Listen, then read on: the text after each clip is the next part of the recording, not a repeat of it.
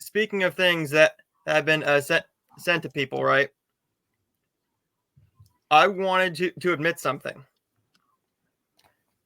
So a movie is celebrating its 50th anniversary this year, and I've never seen it.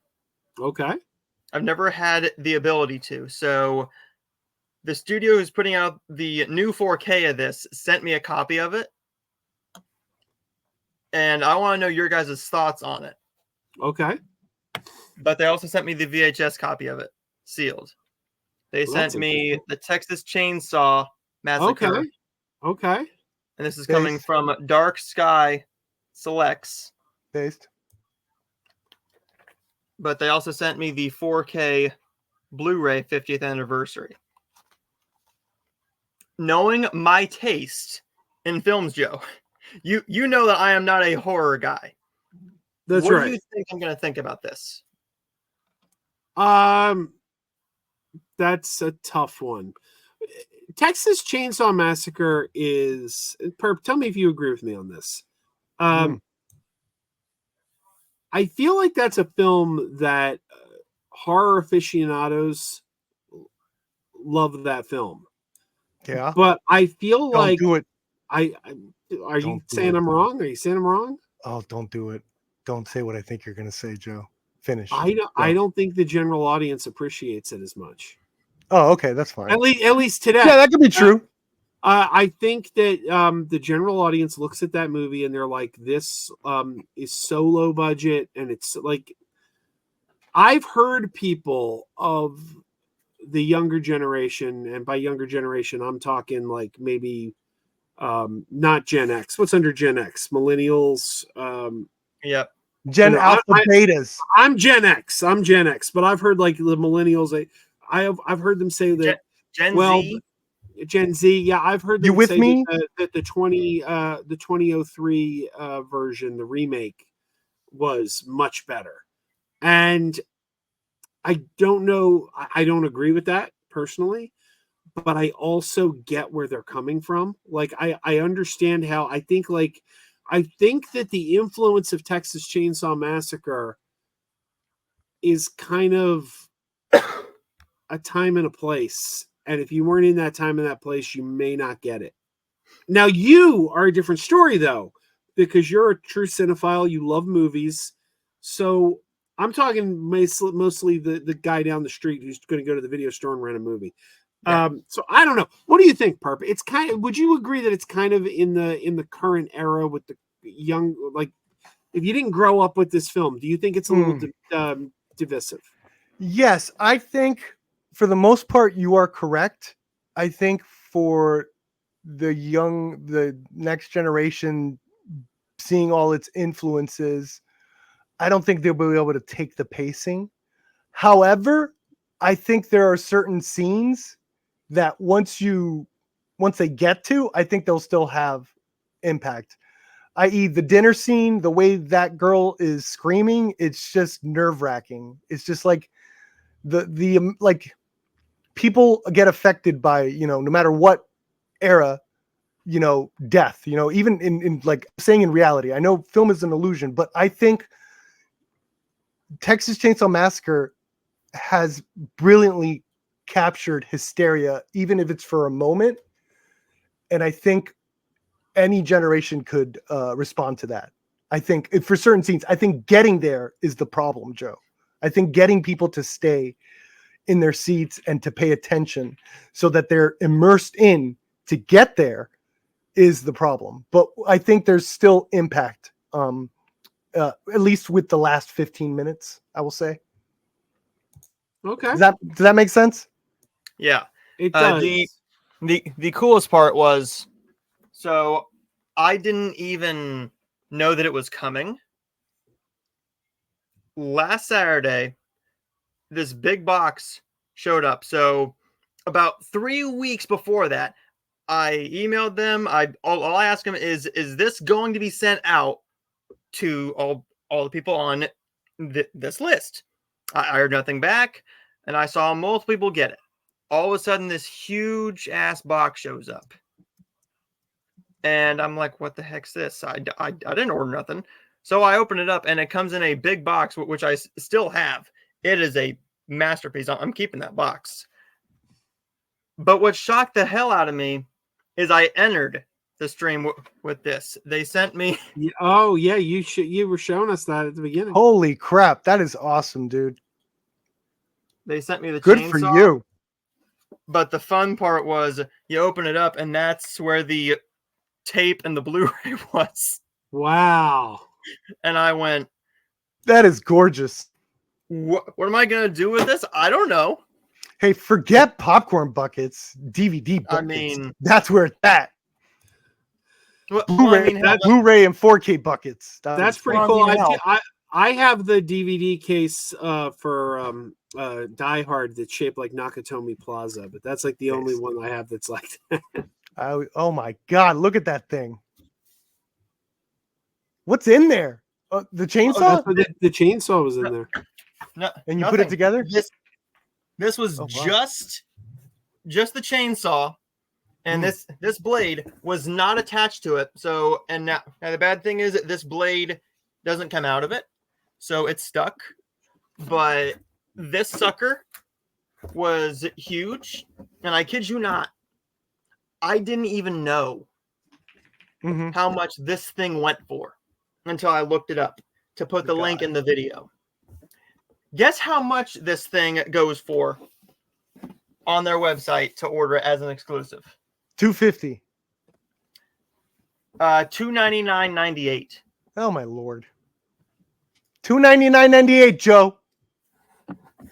And I went, for Texas Chainsaw Massacre? Yeah. The classic. But then again, you know how important that movie is? See that's why I'm not a horror guy. So let me put it to you this way. I think an easy way I always say it like this. Horror movies used to be about guys going to libraries and figuring out how we going to destroy that monster with science. It wasn't until like Texas Chainsaw Massacre that things got dirty, where it's like that brought the dirt into horror films that you see everywhere now. That brought the grime, into horror films. Dirt. Yeah, exactly. It's like the Star Wars of horror films. You know what I'm saying? Where it brought like it felt lived in. It felt like, oh my God, it was beyond lived in. Actually, it felt died in. Yep. But I wasn't sure. I'm gonna watch this probably on Thursday morning on my day off.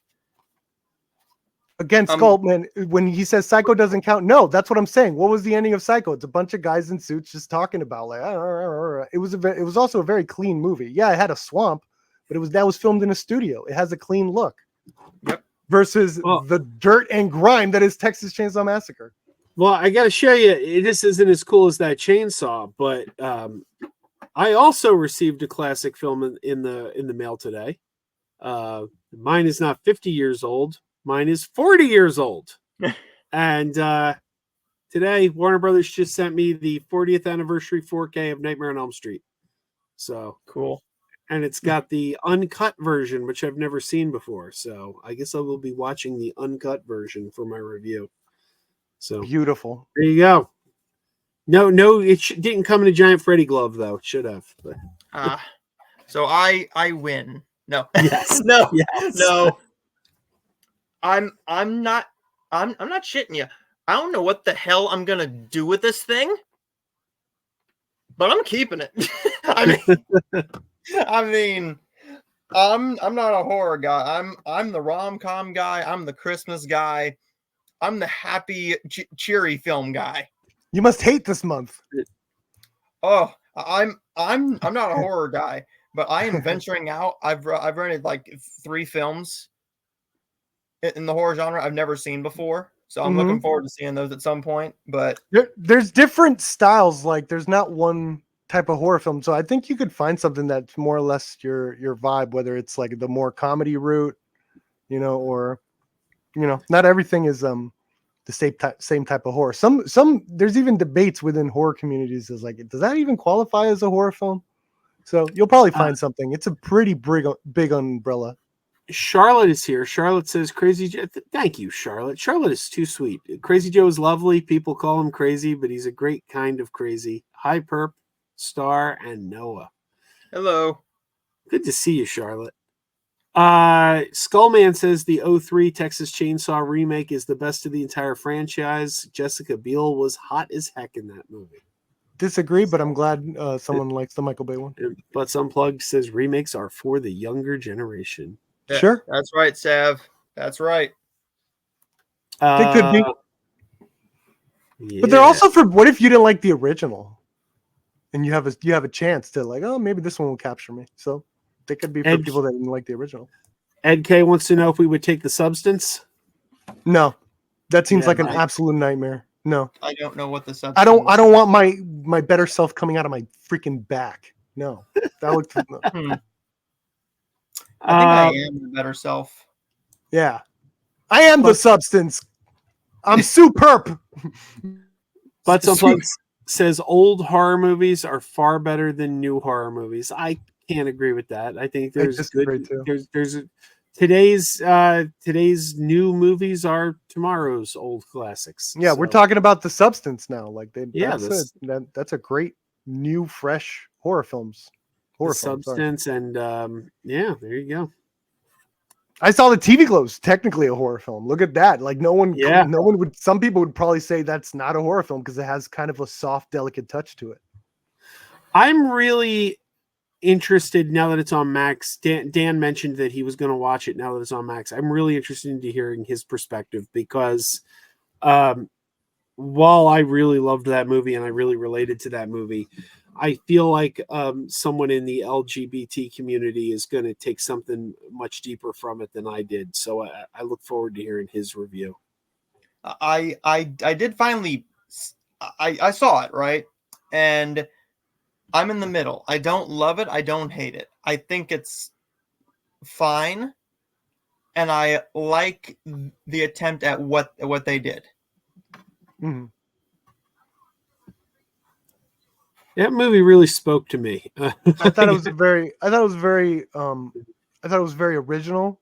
It wasn't what I was expecting. And I think that's a very important movie. I think for the right type of person, you know. James asked if we'd rather watch Plan 9 from Outer Space or Food Fight. Pick your poison. Plan 9 probably. Food Fight is the animated one. No, thank you. Yeah. I'd go with Plan 9 too. Plan 9's a classic. Yeah. Plan 9 only because I haven't seen it.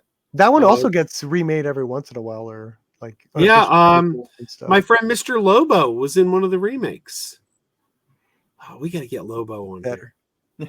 Oh, TV Glow was nice to look at, but the movie sucks. Yeah, it's a very divisive movie. I know within our community and spaces, it's like down the middle. Like half the people really loved it, really responded to it. Half the people did not, hated it straight up. Anthony Cheeseman's here. Texas Chainsaw remake and the Hills Have Eyes remake were pretty good. I don't hate the Texas Chainsaw remake. I love them both. I think Hills is a little better, but I think Texas Chainsaw is prettier to look at. I love the cinematography of that one. Other good remakes, I would say, if you it's a little more grindhousey, but the Maniac remake is so much better than it has every right to be. They completely changed it from the Maniac 1980 version, where it's like it's Elijah Wood stars as the Maniac. So already it's like they're getting kind of like not to knock the other actor, but like it's already like, okay, this is different. And it's told through the perspective of Elijah Wood. The whole thing is a POV movie.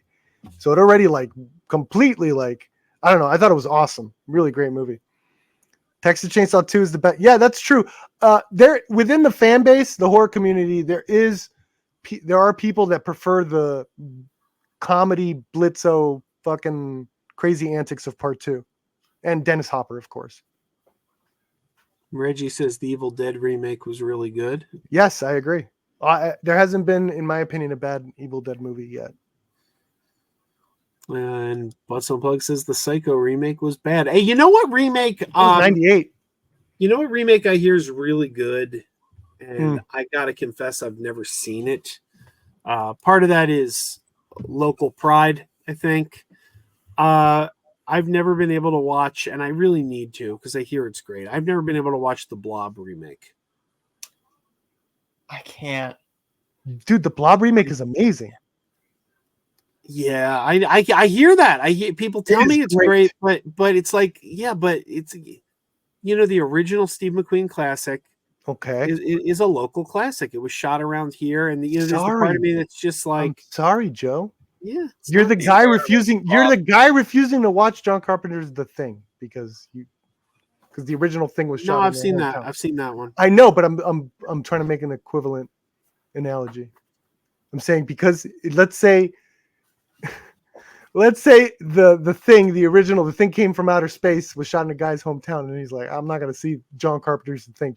I would get that. Like Oh my God, if you did the Joe, remake, but they're missing the Thing, and you're missing yeah, the Blob.